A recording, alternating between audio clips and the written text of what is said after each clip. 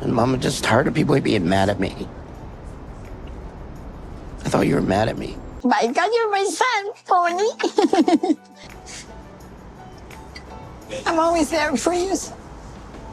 All right, you guys, it's time to get emotional. Big Ed is about to confront his own mother, who seems to be his biggest mortal enemy at this point now that he has really committed to this relationship with Liz. They have not been speaking for over a year at this point, I believe. So this is going to be a pretty big moment. I don't want to spoil too much, but you should be excited. Make sure you watch to the very end and leave a like if you enjoy my content, as it helps out a ton. Appreciate you guys who've been showing mad support on these videos. Anyways, let's get into it.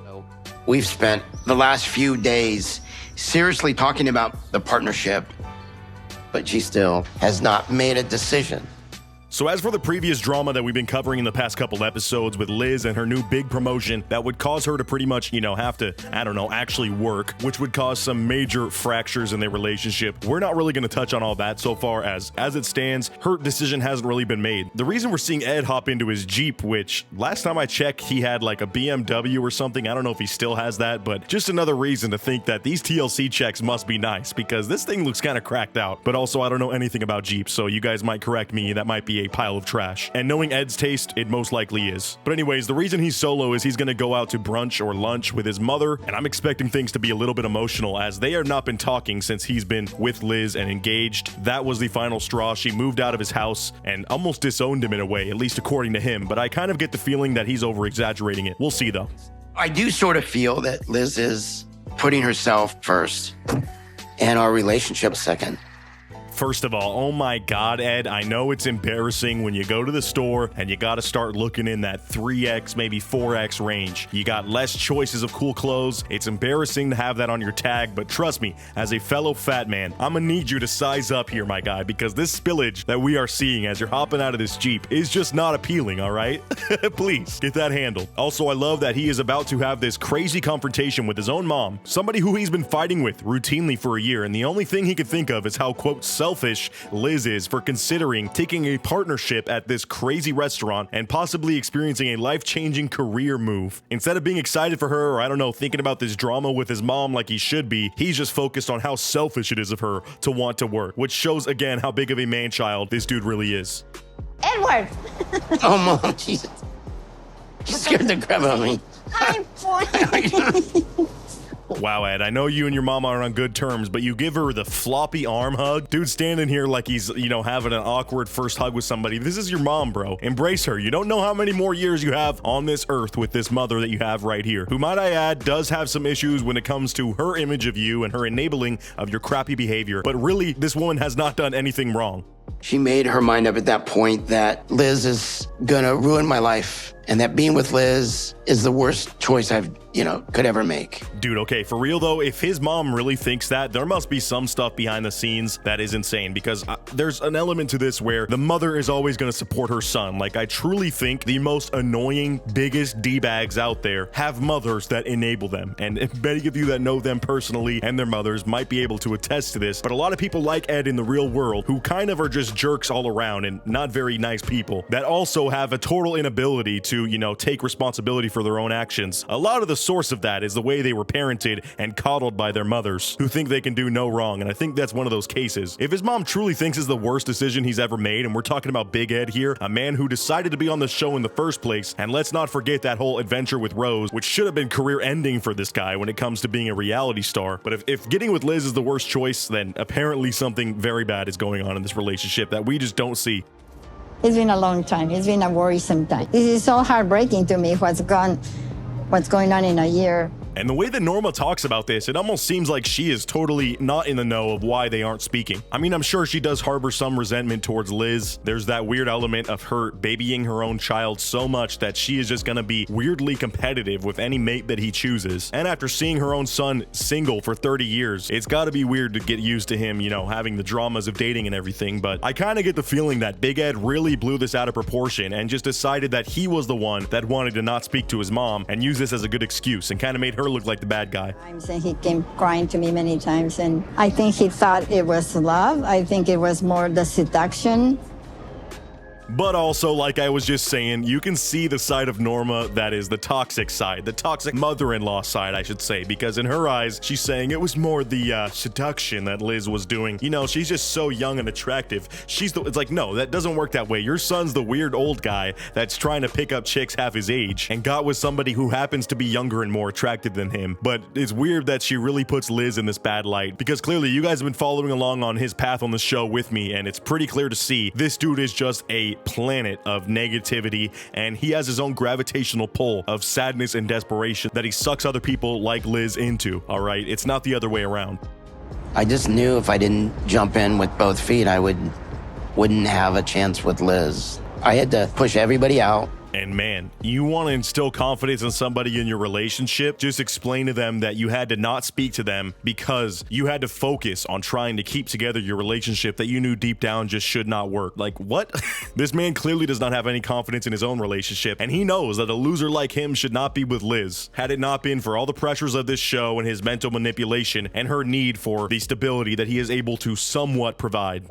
For the most part, I'm happy, but... For the most part, but not the whole part. I mean, no one's 100% happy, Mom. And he's still on his emo boy crap here. He's like, yeah, I'm mostly happy. Like, dude, all the reasons you're not happy is your own fault. All these major fights we've seen, it comes down to you and your insecurities. But now he's just using this as an hour to just, I don't know, crap talk Liz in front of his mom after she already has a bias against her. Like as if it's gonna draw his mom and his fiance any closer. It's not. This is literally the craziest, most hilarious pattern of this show too, is every time both of them speak to anybody outside of their partner about their relationship, they are exuding a lack of confidence that is just astounding. Both of them know deep down this will never truly work, and I'm telling you guys, I'd predict that these two will not be together by the end of this show. At least this season, I'm gonna say. Anytime, just drive to my house and talk to me and just pour your heart out to me like you always have. And things get weird here as they start to cry. I know I personally should not be laughing as there are tears going down, and seeing old ladies cry should not be as comedic as it is right now. There is a weird angle to this where I do feel a lot of the desperation from his mom's side is because she, again, sees her single son that has always gone to her when he needs help or when he needs anything start to go to somebody else, and that makes her like kind of jealous. I don't know, maybe I'm the only one seeing that angle here, but it definitely is kind of weirding me out how attached these two are. They are literally like Colt and Debbie, but I never accepted it. Why is this the most mind-blowing thing I've ever realized about Ed? And Mom, I'm just tired of people being mad at me. I thought you were mad at me.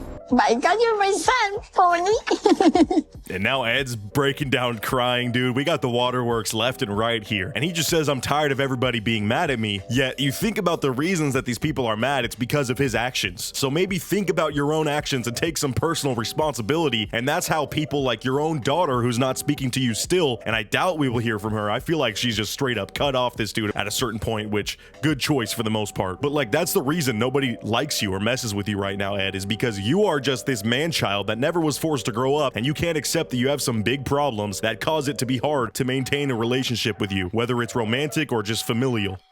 So, do you want to see Liz? I'm not ready for this situation. I just want you to be happy.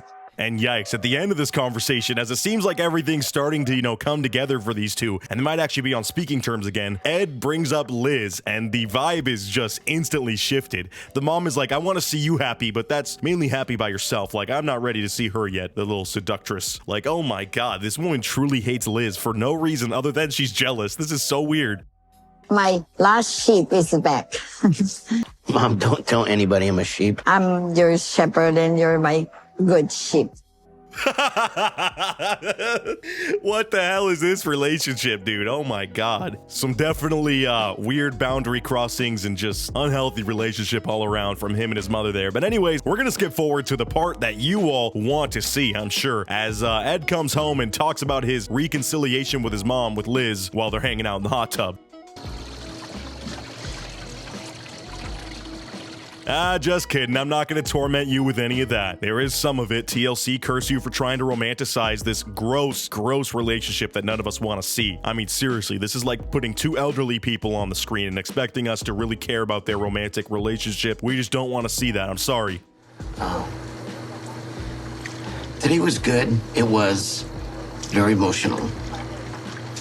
My mom basically And oh my god, dude, we're seeing angles of Ed that I have not seen before that I didn't think were possible. Holy cow, is the whole setup of his neck just so interesting. That's the word I'm gonna use. Interesting. I really do wonder what this guy would look like if he was just, you know, one of those guys that was able to get over the whole overweight thing and get absolutely shredded. Imagine this dude at like 1% body fat, maybe half his body weight. What the hell would his face look like at that point? Like, that's what I'm truly trying to figure out. And I'm saying that out of pure wonder, not like trying to body shame this man right now, because again, I'm gonna say it, I'm probably closer in build to Ed than most of you guys, so I feel like I have a little bit of room to make comments like that, and they're always in a joking manner, but hopefully I'm not pissing any of you off for that. He's a slime ball, alright? Just remember that part.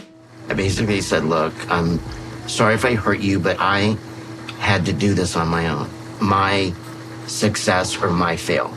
So he's giving his recap of the conversation and making it seem like it was a big triumph, like he really stood up for himself and was like, I want to take this chance of our relationship failing or succeeding. It's my life, my rules. You know what I'm saying? But yeah, that's not really how it went. Instead, he's like, Mommy, why does everybody hate me? And she's like, come cry on my shoulder, please. You're my baby. It was just weird all around, but I love that he's really flipping the script here. So, every time I brought up your name, she wouldn't touch it. It was kind of funny. Yo, was it funny, Ed? Because I don't think Liz finds that very funny. And what a crappy way to deliver that very negative angle of the conversation, where she clearly does not mess with Liz anymore still and does not want to see her or really acknowledge her existence. And Ed just kind of laughs it off. Like, it's kind of funny though. Like, me and her are best friends again, but she still hates your guts, which I think is kind of awkward because I love you, but yeah, my mom, she really hates you. Like, come on, buddy. You could have delivered that a little bit better, please. I may have to come to that realization that my mom may never accept Liz. That would have a pretty huge impact, and it's going to be an issue. So it sounds like things are ending on a half positive note. Ed seems a little bit closer to his mom, but I feel like with him still trying to make this thing happen with Liz, there's always going to be weird friction there for the reasons that I stated earlier. Anyways, let me know what you thought of this episode. I suffered through way too many minutes of Big Ed sitting in a hot tub to make this for you, so please leave a like if you haven't already, as well as comment Grim Squad for life if you made it this far. As always, shout out to the patrons that help me stay afloat over there, and as always, I'll catch you guys in the next video. Until next time, peace out.